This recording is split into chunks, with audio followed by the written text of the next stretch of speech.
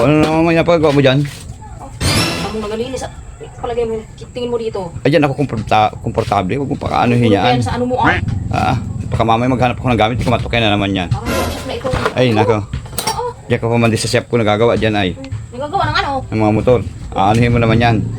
Parang tini-imis mo. Ay, hindi na imisin yan. Pahala ka dyan. Bahala ka. Sama ko ito sa ano.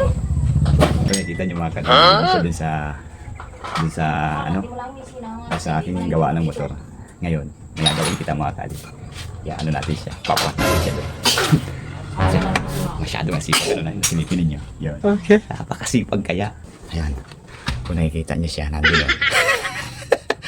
Napaka-busy-busy niya doon sa aking ano. Sa gawa ng motor sa may compressor. Sagsak natin doon.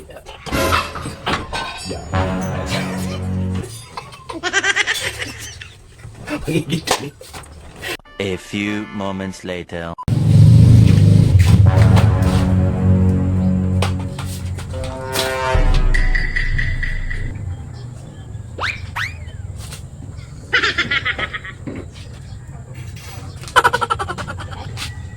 alikabok.